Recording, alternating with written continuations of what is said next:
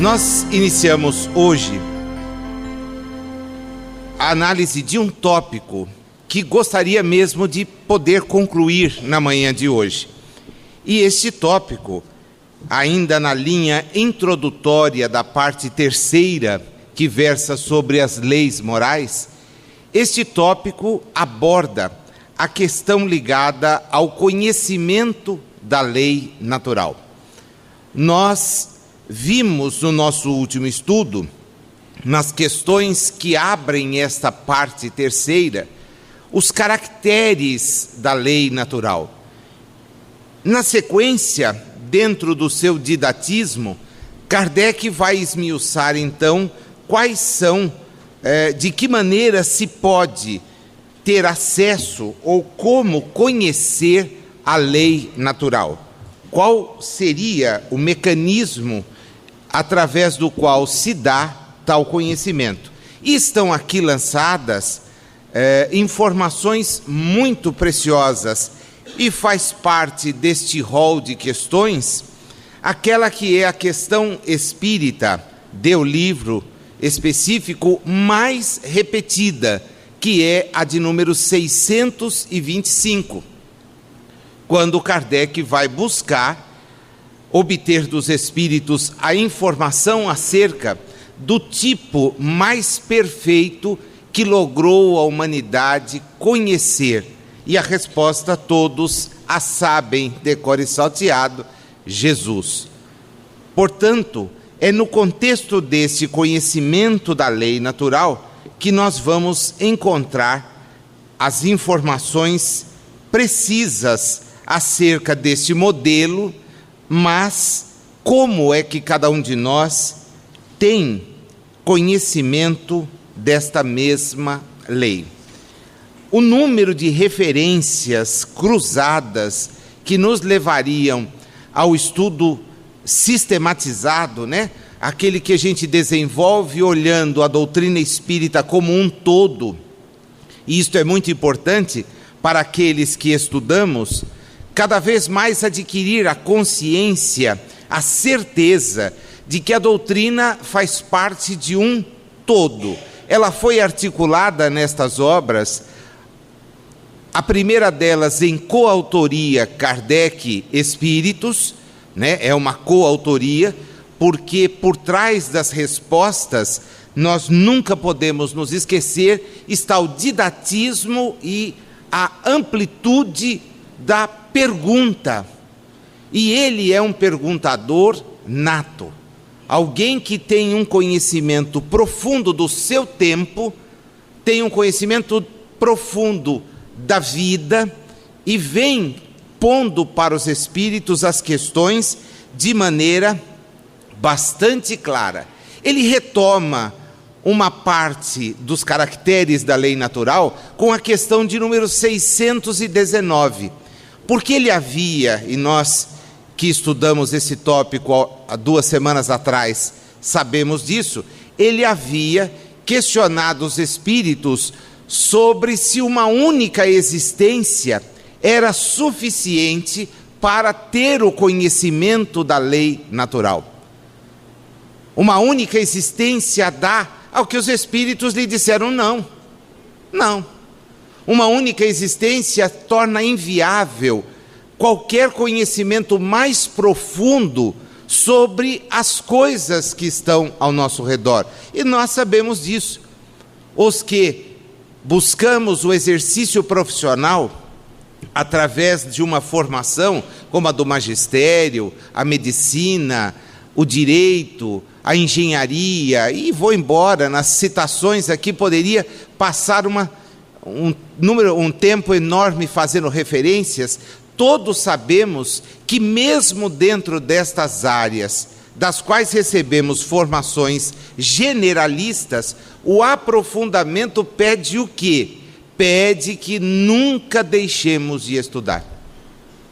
E terminaremos a nossa existência, às vezes sendo especialistas de um determinado ponto deste conhecimento. Mas e os outros? Logo fica patente que o conhecimento, a compreensão, demanda um período muito maior. E ele retoma isto, exatamente quando pergunta: a todos os homens facultou Deus os meios de conhecerem sua lei? A todos foi isso facultado? Os Espíritos respondem: todos podem conhecê-la, mas nem todos a compreendem. Os homens de bem e os que se decidem a investigá-la são os que melhor a compreendem. Todos, entretanto, a compreenderão um dia, porquanto é forçoso, ou forçoso é, que o progresso se efetue. Vejam como as pontes ficam claras. Se uma existência não se mostra suficiente para o conhecimento, o nosso esforço pode fazer com que este conhecimento se amplifique. Agora, o conhecer apenas, sem a compreensão, e esta compreensão faz parte então de um conjunto de vivências que vamos tendo a necessidade de experimentar, ainda estão inseridos dentro de um outro contexto, o contexto da aplicação. Porque poderemos ser excelentes teóricos do ponto de vista do conhecimento moral, mas não o aplicarmos no nosso dia a dia, sob as mais fundadas justificativas. As mais fundadas justificativas. O homem moderno cunhou uma expressão que não sei de onde vem, mas ela tem raiz interessada, quando diz: olha, se a lei diz, eu estou abrigado por ela. Será? Será? A palavra do legislador foi sempre imutável? Não, ela muda. A moral é que não é imutável. A moral não é imutável, mas a moral de Jesus, a moral do exemplo, não da pregação. Ah, mas Jesus dirigia, Jesus difundiu o seu raciocínio, mas foi suficientemente claro na exemplificação. Qual foi a única diferença entre eles e os demais emissários que ele mandou? A exemplificação.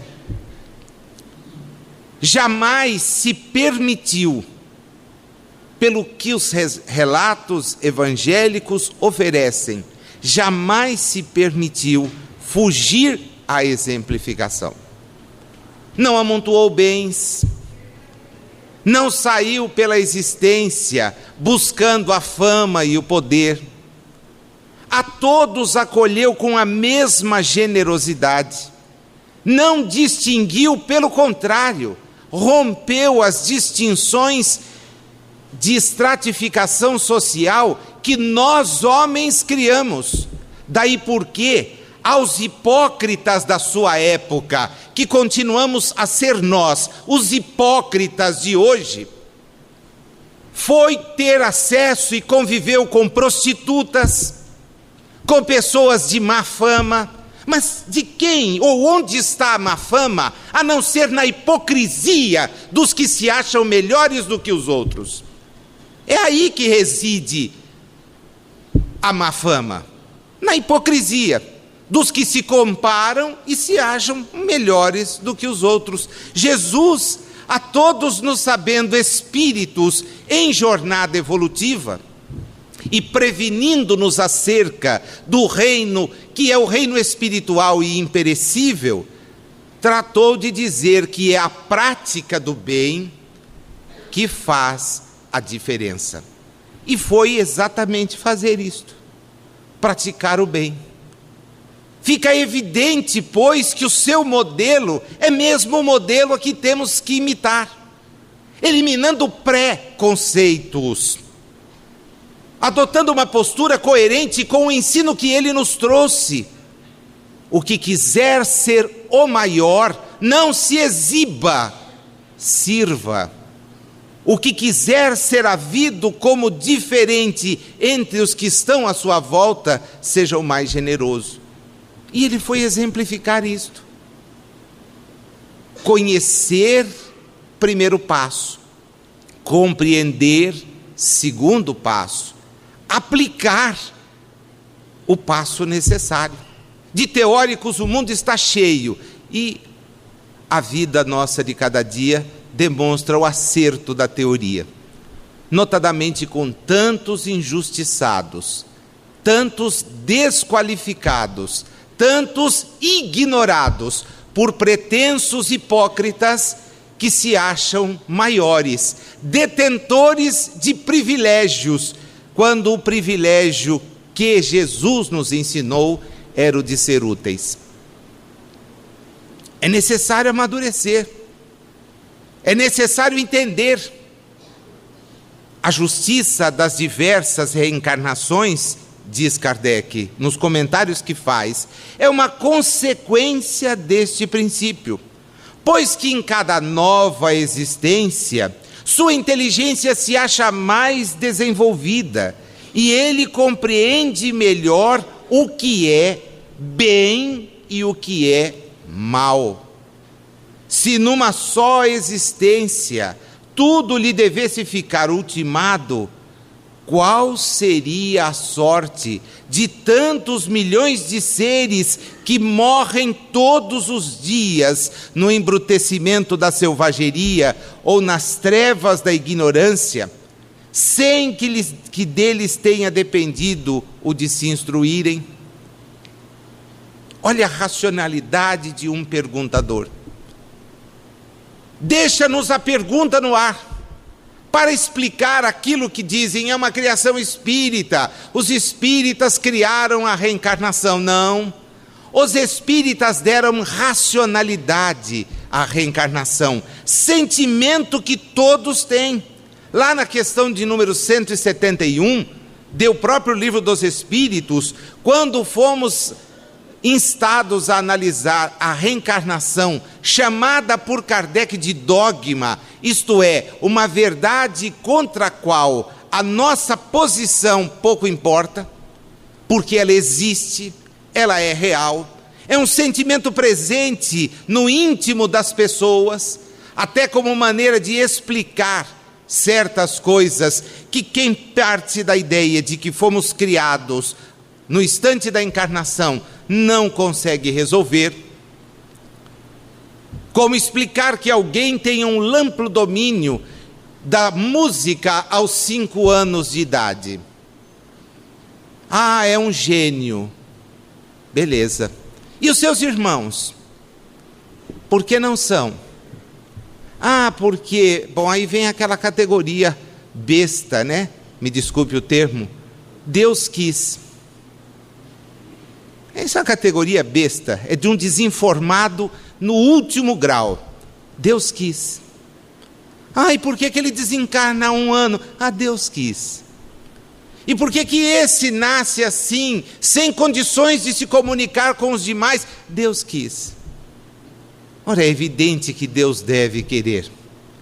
Até porque Deus está longe da nossa capacidade de compreensão. Deus quis. Mas não é assim. O Espírito progride. O Espírito progride. Lá naquela questão de número 171, e não é um estelionato, é uma questão claríssima, evidente, lógica, há a seguinte observação dos Espíritos: o homem que tem consciência da sua inferioridade, aure consoladora esperança na doutrina da reencarnação. Se crê na justiça, perdão, esse é comentário de Kardec, por favor, não texto dos Espíritos. Se crê na justiça de Deus, não pode contar que venha a achar-se para sempre em pé de igualdade com os que mais fizeram do que ele. Sustém-no, porém, e lhe reanima a coragem, a ideia de que aquela inferioridade não o deserda eternamente do supremo bem, e que, aqui então começa a grande dificuldade para entender as coisas, né? Mediante novos esforços, dado-lhe será conquistá-lo. E isso, meus amigos, fica evidente porque todo mundo quer progredir, mas sem esforço. Quer fazer as coisas sem empenho. Quer ser contado entre os eleitos sem modificar-se.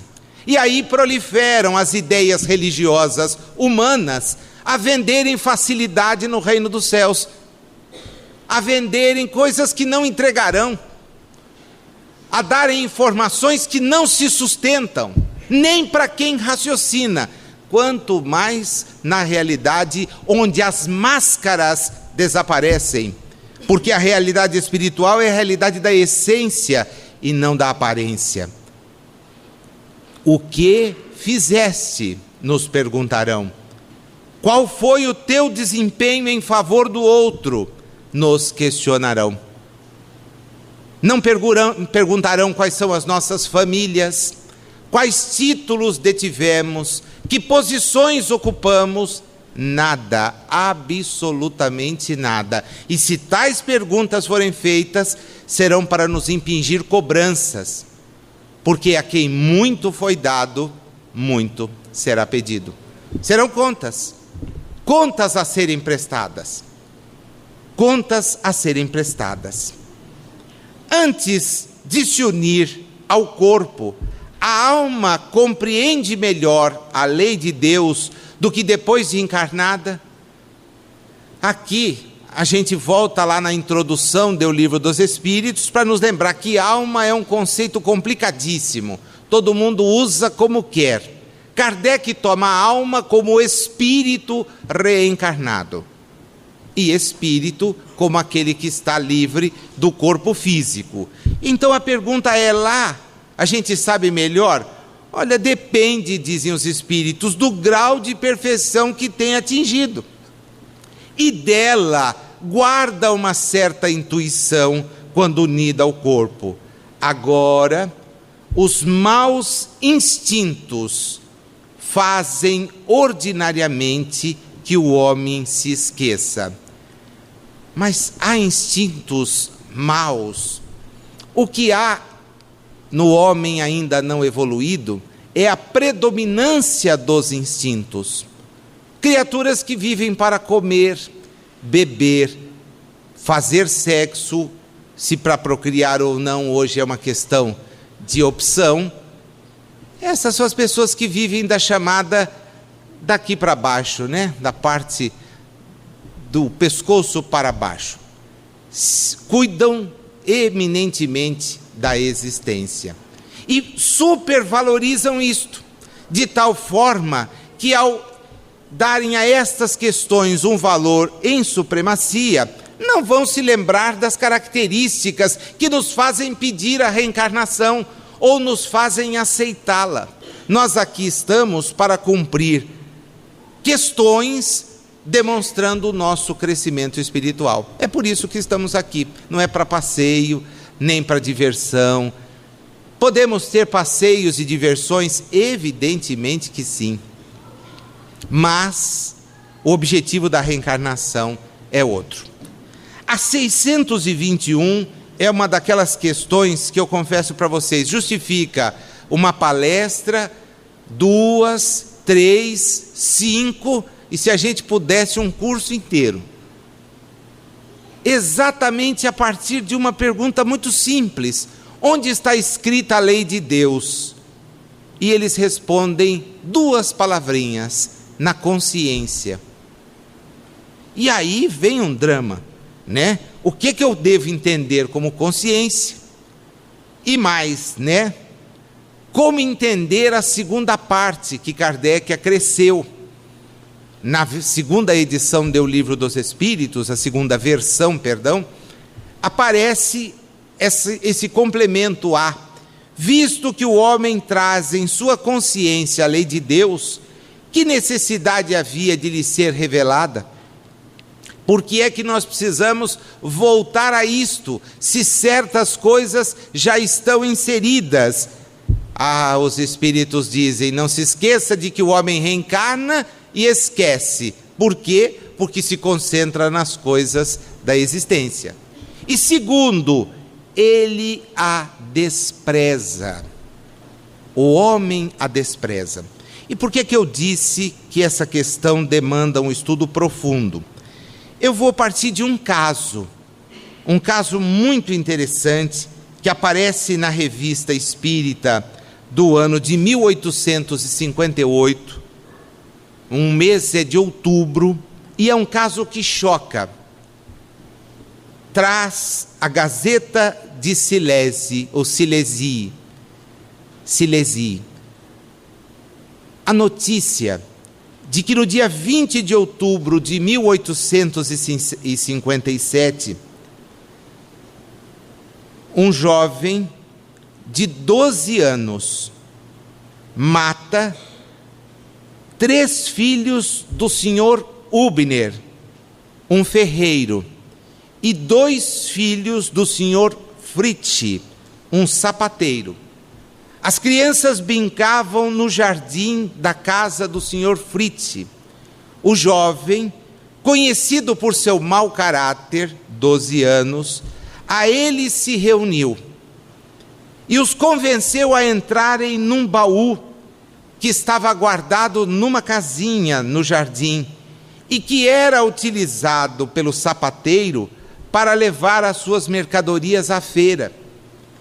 As 5 crianças dificilmente nele podiam caber, mas aos risos, como fazem as crianças, induzidas por alguém que tenha mais experiência, se apinharam no baú uns sobre os outros.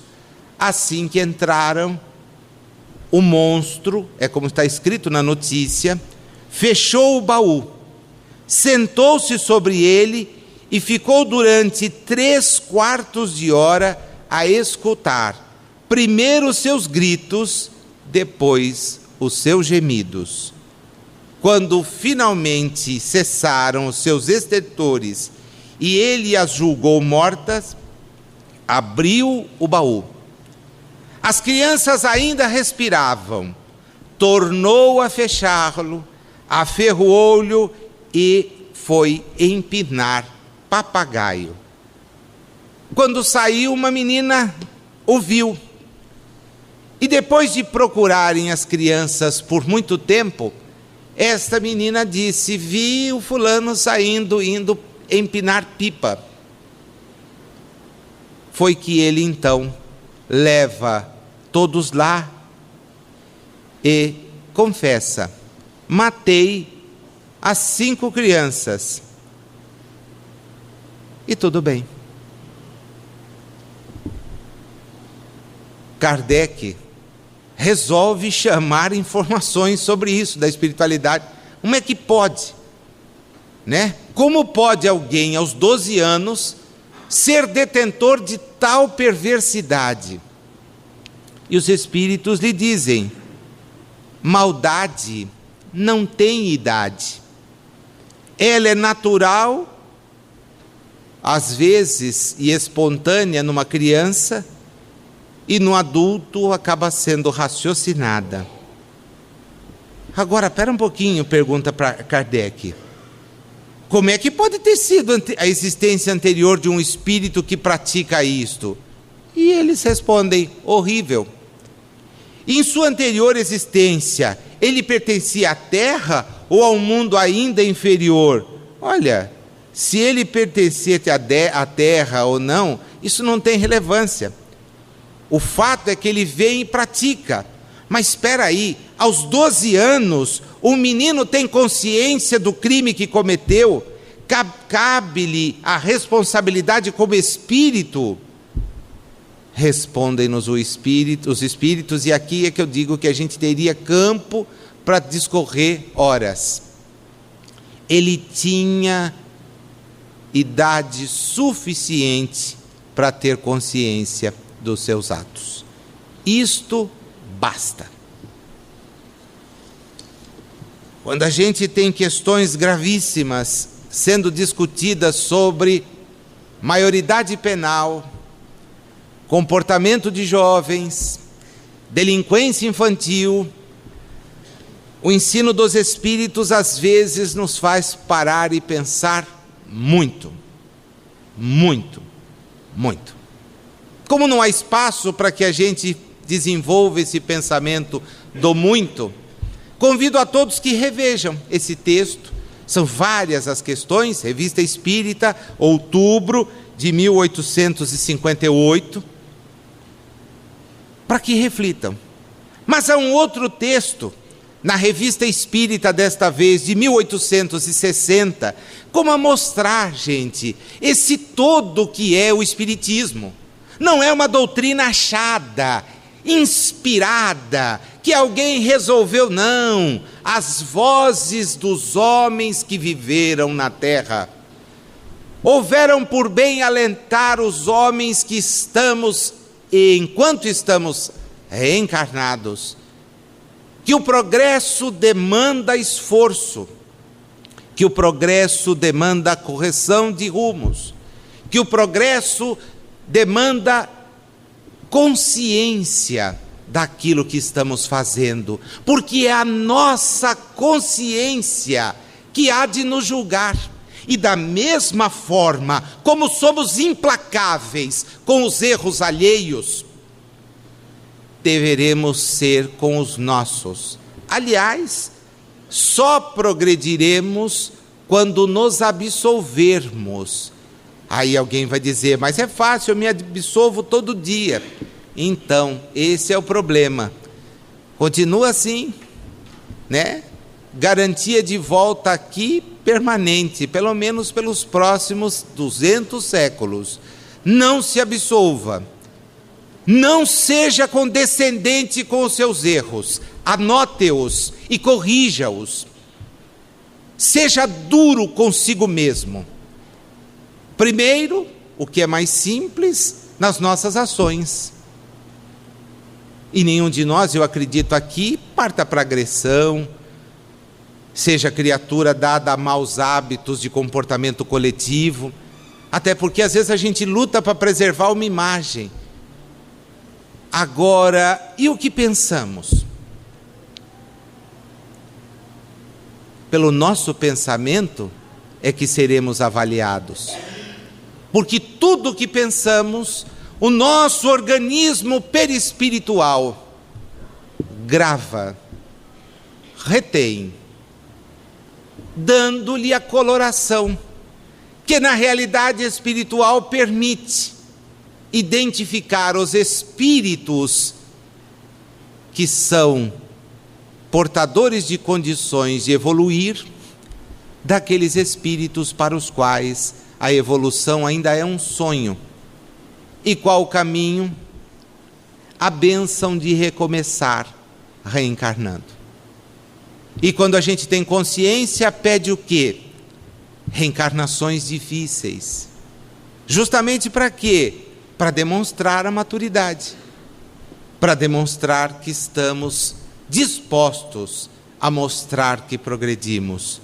Nazil, e quando a nossa reencarnação é fácil, então, sinal de que talvez a gente ainda não tenha nem condição de pedir prova mais difícil. E quando eu reclamo, mesmo tendo uma vida razoavelmente fácil, quando comparada às tantas vidas dolorosas dos que me cercam, amigo, que conta. Imagine a hora que nos apresentarem tal conta. É dizer que você reclamava de ter que levantar cedo no domingo. Era esse o seu problema? Ah, era esse o meu problema. Puxa, né? Você alegava isto, aquilo, mas pareceremos crianças. Crianças, do ponto de vista espiritual. E qual a necessidade em face das crianças? Colocá-las no aprendizado. E voltaremos. Voltaremos. Esta é a lógica espírita. Que as pessoas às vezes se aproximam e não entendem. Mas é uma dissertação, abril de 1860, é curtinha, é um ditado espontâneo, abril 1860. O título já diz tudo: a consciência. Cada homem tem em si o que chamais uma voz interior. É o que o Espírito chama de consciência. E começa a pegar agora o que vem, tá? Juiz severo, que preside a todas as ações de vossa vida. Quando o homem está só, escuta essa consciência e se pesa no seu justo valor. Por vezes, envergonha-se de si mesmo. Nesse momento, reconhece Deus, mas a ignorância, conselheira fatal, o impele e lhe põe a máscara do orgulho. Ele se vos apresenta cheio do seu vazio e procura enganar-vos pelo aprumo que apresenta. Mas o homem de coração reto não tem a cabeça altaneira. Escuta com proveito as palavras do sábio, sente que nada é e que Deus é tudo. Procura instruir-se no livro da natureza, escrito pela mão do Criador. Seu espírito se eleva e expulsa do seu envoltório as paixões materiais que muitas vezes vos desviam. É um guia perigoso essa paixão que vos arrasta.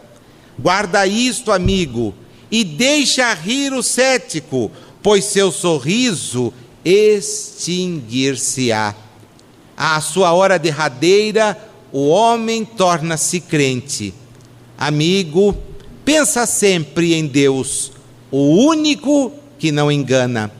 Lembra-te que há apenas um caminho que conduz a Ele: a fé e o amor aos semelhantes. Também dava 2h30 de conversa, né? Por isso é que eu disse, essa é uma questão assim para um seminário, onde está na consciência, e aí a gente vai perceber que quando a consciência pesa e pesa, a gente não dorme. A gente volta sempre no mesmo assunto, volta sempre nas mesmas questões. É porque, instruídos acerca do que é melhor para os nossos espíritos, nós preferimos às vezes nos iludir, enquanto encarnados, sobre o que pode ser melhor para os nossos corpos. E quando voltamos, temos que passar pelo exame da consciência. E não é só um exame individual, no sentido assim de, eu me acho tranquilo. Não, é um exame que se exterioriza pelas nossas vibrações, de tal sorte que aqueles que nos acolherem dirão: embora você alegue uma consciência em paz, não retém ou não detém obras que justifiquem a sua presença em regiões melhores. Quando não, o remorso nos atrairá para regiões complicadíssimas. No estudo que estamos desenvolvendo aos sábados, no livro Libertação, temos condições de aprender, da série André Luiz, temos condições de aprender exatamente isto: o quanto a consciência culpada é capaz de conduzir os espíritos a regiões de extremo sofrimento. No capítulo de ontem, quando indagaram Gúbio, André Luiz e Eloy, dele ouviram uma lição sintetizada no seguinte: a providência exige que certas consciências que se perderam na ociosidade, na ausência de boas obras, experimentem longos períodos purgatoriais. E aí, usando um jogo no tempo, dizem: anos de vida sem pensar ocasionarão aqui dias intermináveis para que a pessoa se ajuste, antes de recomeçar. Na linha da divulgação, Kardec pergunta: confiou Deus a certos homens a missão de revelarem a sua lei? Indubitavelmente é a resposta. Em todos os tempos, houve homens que tiveram essa missão. São espíritos superiores que encarnam com o fim de fazerem progredir a humanidade. Esta é a tarefa dos espíritos que trazem aqui, então, a missão de instruírem o homem nas leis de Deus. O que hão pretendido instruir os homens na lei de Deus? Pergunta ele na sequência. Não se tem enganado algumas vezes, fazendo-os transviar-se por meio de falsos princípios? Certamente hão dado causa a que os homens se transviassem, aqueles que não eram inspirados por Deus. Como é que é? Porque dizer-se inspirado por Deus significa adotar comportamento que mostre a confiança depositada por Ele. Hermínio Miranda, num livro que infelizmente desapareceu, outro dia a estante virtual tinha um exemplar, não tem mais porque eu comprei, preveni, né? Porque não, o cara vai lá, já peguei. Se chama Procuradores de Deus. É um primeiro escrito dele publicado em Santos. A editora é de Santos, né? Procuradores de Deus. E é fenomenal, porque ele diz que os homens se apresentaram como procuradores de Deus sem o instrumento de mandato, né? Os que são da área jurídica sabem que quando a gente se afirma procurador de alguém, deve exibir. E ninguém exibiu a procuração que Deus teria otorgado, mas sai por aí falando barbaridade. E a gente descobre que é um procurador fajuta. Primeiro porque diz que Deus tem eleitos, o que demonstra a completa insanidade do procurador, né? A gente sabe que quem é insano precisa de cuidados para dar uma procuração. Cuidados especiais, alguém deve fazer por ele. Mas e quando o procurador é insano e sai falando bobagens? Não, Deus me enviou e disse que vocês devem matar o daquela tribo lá. Cara, volta, porque o Deus que você está dizendo não deve ser o pai de todos nós. Porque o pai de todos nós iria exigir que um filho tirasse a existência do outro. É infantil. O Deus que me enviou diz que a oferta só é válida se for feita aqui. O melhor enviado de Deus nos ensinou que quem fosse fazer a oferta e tivesse algo contra alguém, nem chegasse até a oferta, voltasse e fosse se reconciliar. Mas os procuradores de Deus continuam por aí, e os Espíritos dizem: aqueles que por ambição tomaram sobre si o encargo que lhes não fora cometido, esse, assim como os homens de gênio, entre os erros que ensinam, às vezes falam verdades, mas não devem ser considerados pelo conjunto. É o conjunto que revela. Kardec então diz: e como é que eu identifico o verdadeiro profeta? O caráter do verdadeiro profeta é um homem de bem, inspirado por Deus. Podeis reconhecê-lo pelas suas palavras, mas também pelos seus atos. Impossível é que Deus se sirva da boca de um mentiroso para ensinar a verdade. Então, aqueles que trazem a tarefa de orientar a humanidade, de conduzir a humanidade a um patamar diferente, são espíritos efetivamente habilitados para isso. É por isso que a pergunta 625 cai como uma luva. Porque Kardec se volta para as expressões filosóficas do passado, se volta para os registros históricos e vê que muitos falaram em nome de Deus, mas o fizeram equivocadamente. Muitos utilizaram o nome de Deus para dizer que havia um povo eleito, para dizer que havia uma nação escolhida, para dizer que havia um templo que não fosse o templo da própria natureza. E ele então pergunta: qual é o tipo mais perfeito que Deus tem oferecido ao homem para lhe servir de guia e modelo? E apenas 5 letras nos fazem reconhecer a Jesus. Veja que não há o qualificativo de Cristo, porque é um termo acrescido depois. É grego, o Messias, o enviado, é uma grande tentativa de explicar certas coisas. Jesus, o meigo Rabi de Nazaré, o homem que nos mandou carregar uma única túnica, que nos mandou apreciar as coisas à nossa volta, deixar a cada dia a sua preocupação, nos mandou reconhecer no próximo a única forma de ser agradável a Deus, porque como posso comparecer ao templo que for, apresentar a oferta que for, se não tenho pelo próximo qualquer consideração?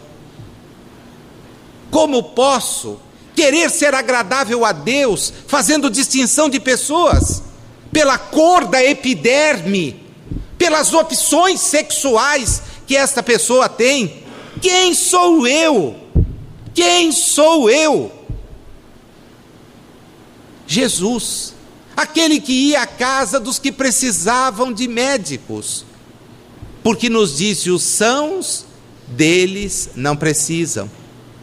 Aquele que fez com que Zaqueu, subindo a uma árvore, o sicômoro, porque não tinha altura para disputar com a multidão que buscava ver Jesus, é chamado por ele: hoje quero ficar na sua casa. E quando adentra, faz com que Zaqueu se arrependa pelos olhos do Rabi e diga: Senhor, a quem prejudiquei? Trato de indenizar. E se algum mal fiz, se algum prejuízo trouxe, vou vender os meus bens e parte deles distribuir àqueles que mais precisam. E houve de Jesus aquilo que João registra no seu evangelho: hoje a salvação entrou nesta casa. Esse espírito estava perdido,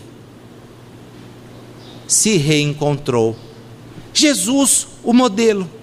Para o homem, Jesus constitui o tipo de perfeição moral a que a humanidade pode aspirar na terra. Deus nos oferece como o mais perfeito modelo, e a doutrina que ensinou é a expressão mais pura da lei do Senhor, porque sendo Ele o mais puro de quantos têm aparecido na terra, o Espírito Divino o animava. Não é Deus, vem animado por ser capaz de entender a divindade, de propósitos para nos esclarecer. Quanto aos que, pretendendo instruir os homens na lei de Deus, o têm transviado, ensinando-lhe falsos princípios, isso aconteceu por haverem deixado que os dominassem sentimentos demasiado terrenos, e por terem confundido as leis que regulam as condições da vida na alma com as que regem a vida do corpo. Muitos hão apresentado como leis divinas simples leis humanas, estatuídas para servir às paixões e dominar os homens. Façamos então, sem críticas, mas no sentido de crescer, a análise das opções religiosas que o mundo dá. São caminhos válidos? São. Precisam os espíritos de várias coisas? Sim. Mas e os que já conhecemos? Está na hora de nos libertarmos de muitas questões que nos impedem de avançar e progredir. Entendendo que a mensagem que Jesus nos vem trazer é a mensagem do Espírito. A mensagem que busca conduzir aquele que já está desperto a patamares cada vez maiores de autocontrole, de compromisso na prática do bem, de serviço ininterrupto em favor daqueles que precisam, porque só assim nós poderemos dizer-nos seguidores de Jesus. Ele espera de cada um de nós, com toda certeza, a adesão sincera àquilo que nos veio ensinar.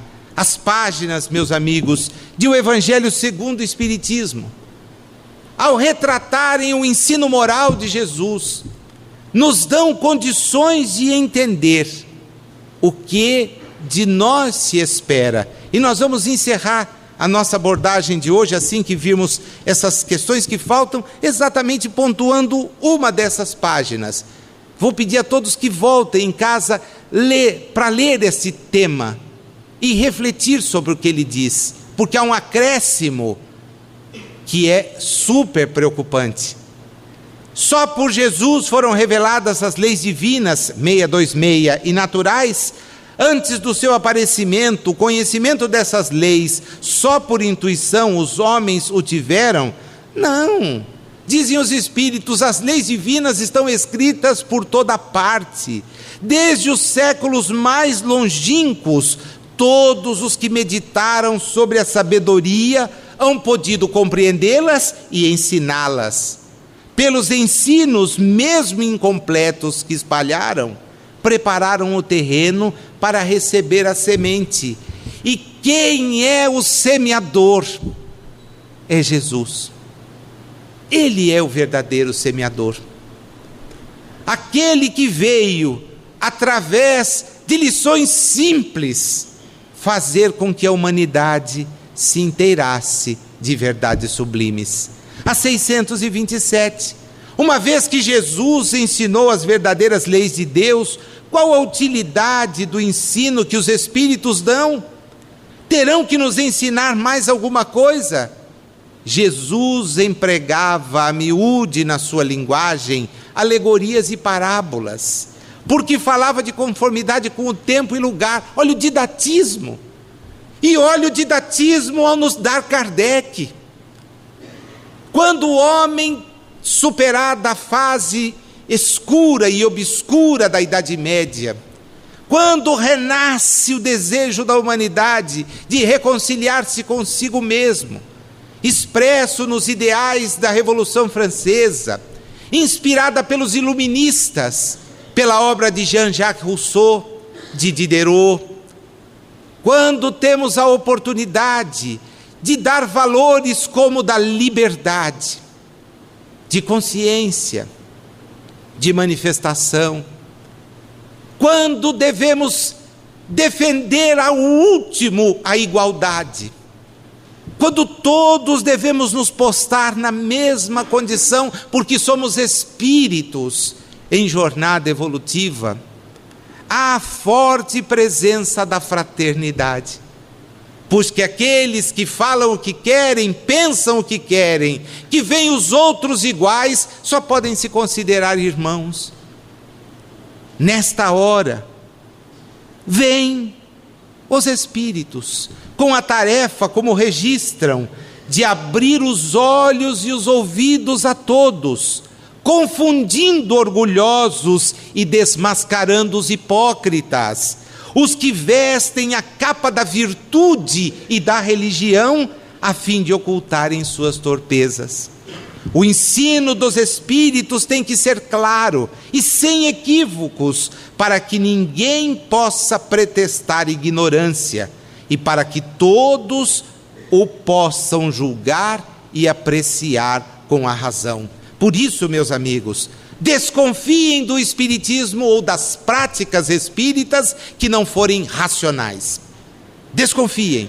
E elas às vezes estão abrigadas nas casas que se dizem espíritas. O espiritismo é racional.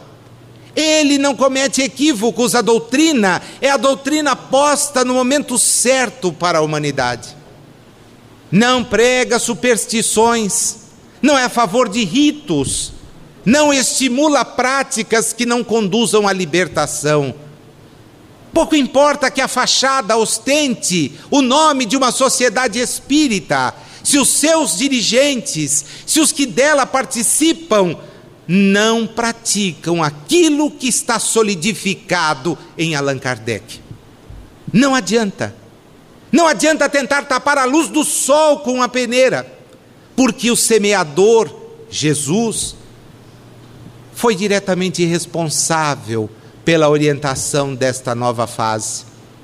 A fase do homem que raciocina, a fase do homem que pensa.